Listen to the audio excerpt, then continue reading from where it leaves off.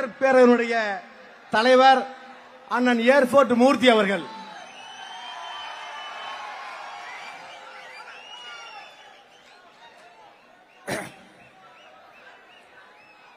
வன்னியர் சங்கம் நடத்தும் சோழ மண்டல சமய சமுதாய நல்லிணக்க மாநாட்டில் நான் கலந்து கொள்வதற்கு மேடை ஏறிய போது என்னுடைய கண்கள் ஒரு நிமிடம் பணித்தன. தமிழில் சொல்லுவார்கள், ஒரு வார்த்தை வெல்லும், ஒரு வார்த்தை கொல்லும் என்று சொல்வார்கள். இந்த மாநாட்டில் ஒரு பறையர் சமூகத்தின் பிரதிநிதியாக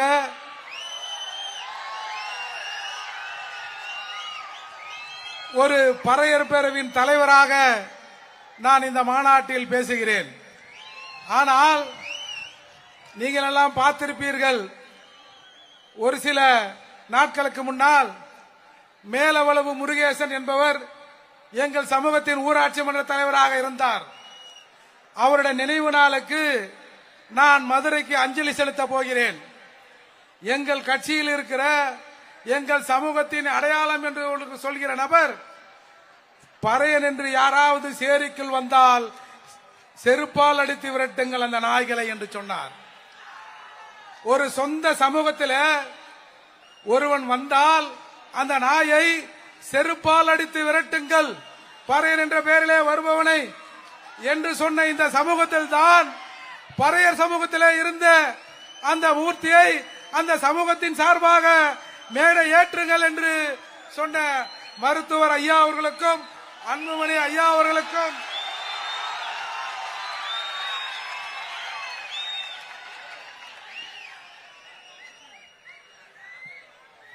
அன்பு அண்ணன் ஜி.கே. மணி அவர்களுக்கும் அன்பு அண்ணன் வழக்கறிஞர் பாலு அவர்களுக்கும் இந்த நிகழ்ச்சியில் என்னை கலந்து கொள்வதற்கு அடிக்கடி என்னை தொடர்பு கொண்டு இதை ஆர்கனைஸ் செய்த அண்ணன் ம.க. ஸ்டாலின் அவர்களுக்கும்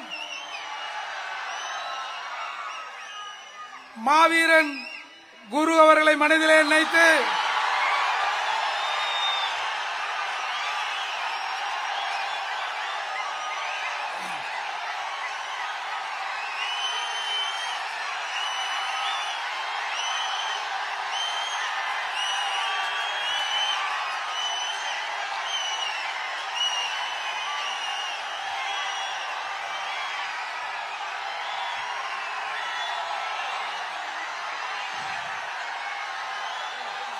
எனது நெஞ்சாத நன்றியை தெரிவித்துக் கொள்கிறேன்.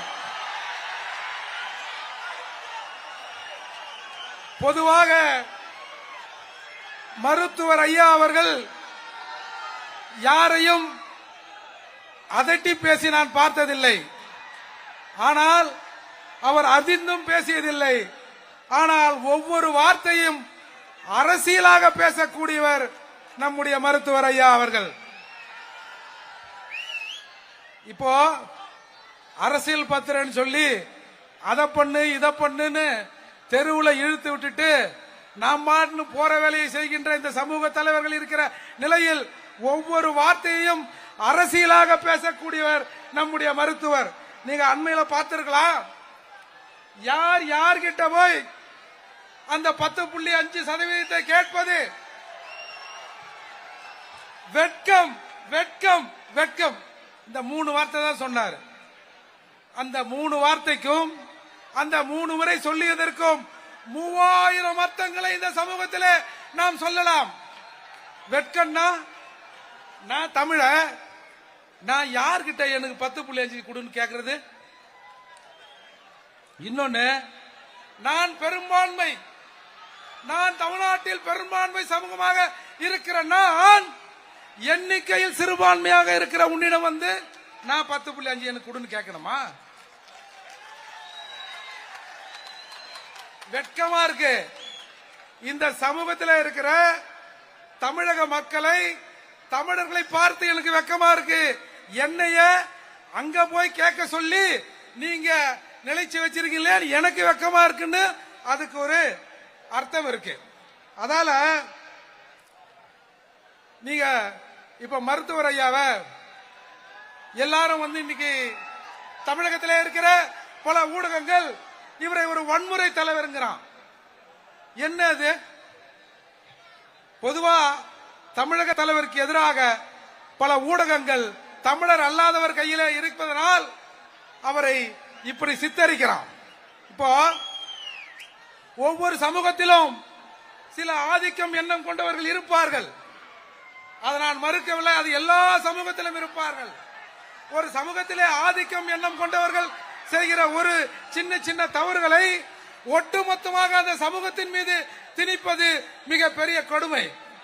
நான் அறையில இருந்த போது கூட பலர் வந்து நம்ம வன்னிய சகோதர தம்பிகளை சந்தித்தார்கள், புகைப்படம் எடுத்தார்கள். சென்னையில் அண்ணன் அன்புமணி அவர்களை வைத்துக் கொண்டு நான் ஒன்றை சொன்னேன். இந்த சமூகத்தில் வன்னியர் சமூகத்திலும் பறையர் சமூகத்திலும் ஆங்காங்கே சில முரண்பாடுகள் நடக்கின்றன. அந்த முரண்பாடுகளை வன்னியர் சமூகத்தின் சார்பாக நீங்களும் பறையர் சமூகத்தின் சார்பாக நாங்களும் வந்து இதை தீர்த்து வைக்க வேண்டும் என்று சொன்னேன். இன்றைக்கு அறையிலே வந்து புகைப்படம் எடுத்துக்கொண்ட அத்துணை சகோதரர்களும் நீங்கள் சரியாக சொன்னீர்கள். இதை நடைமுறைப்படுத்தினால் வாங்க வேண்டிய இடத்திலே இருக்கிற நாம் கொடுக்க வேண்டிய இடத்திலே இருப்போம் என்பதை நாம் மறந்துவிடக் கூடாதுன்னா அதால நீங்க சொல்லி எங்கள் தலைமையிடம் சொல்லி வற்புறுத்துங்கள் என்று சொன்னார். உண்மையிலேயே பறையருக்கும் வன்னியருக்குமான பிரச்சனைகள் நாம் இருவரும் சேர்ந்து நின்றால் தமிழகத்தில் பல பூட்டுக்கள் உடைபடும், சிலரின் வெளிச்சம், சிலரின் முகமூடிகள் கிழிக்கப்படும். இங்கே திராவிடம் என்ற பெயரால் தமிழர்களை பிரித்தாளுகிற சில பிரிச்சுக்காரர்கள், சூழ்ச்சிக்காரர்களின் அந்த சூட்சும வேலைகள் தமிழகத்தில் இருந்து அப்புறப்படுத்த வரும். நான் கேட்கிறேன், நேத்து வரை குடிதாங்கி என்றும் ஒரு பட்டியல் சமூகத்தைச் சேர்ந்தவன் உடலை தன்னுடைய தோளிலே சுமந்தார், அதனால் இவர் தமிழ் குடிதாங்கின்னு சொன்னீங்கல்ல, இன்னைக்கு ஏன் என்னுடைய தந்தை கூட என் பக்கத்திலே உட்கார்ந்து 1 மணி நேரம் எனக்கு உணவு பரிமாறியதில்லை. மருத்துவரையா என் பக்கத்தில் என்று 1 மணி நேரம் உணவு பரிமாறினார் என்று சொன்ன நீங்க பாட்டாளி மக்கள் கட்சி வந்தால் விசிகா இருக்காதுன்னு சொல்றீங்கல்ல, இதை நீங்க சொல்லல, இந்த திராவிட கட்சிகள் இதை சொல்ல வைக்கிறார்கள்.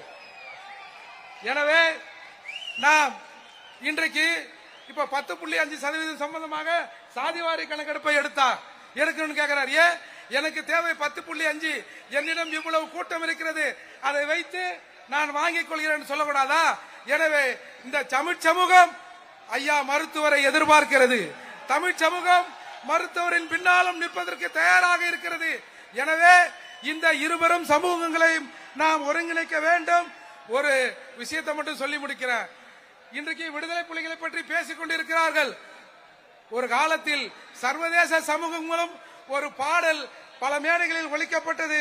அதுதான் புலிகள் தோழரே, புரட்சி வீரரே, ராமதாசரே. புலிகள் தோழரே, புரட்சி வீரரே, ராமதாசரே என்று இலங்கையில் எழுதிய பாட்டு தமிழகம் முழுக்க, இந்தியா முழுக்க, உலகம் முழுக்க அந்த பாட்டு ஒலிக்கப்பட்டது. அன்றைக்கே தமிழினம் மருத்துவரின் பின்னால் அணிதிர தயாராக இருந்தது. எனவே இந்த சமூகத்தில் இருக்கிற முரண்பாடுகளை கலைந்து தமிழராக நாம் ஒருங்கிணைய வேண்டும். அப்படி நடந்தால் நாம் எவரிடமும் கெஞ்ச வேண்டிய அவசியம் நமக்கு இருக்காது என்று கூறி முடிக்கிறேன். நன்றி, வணக்கம்.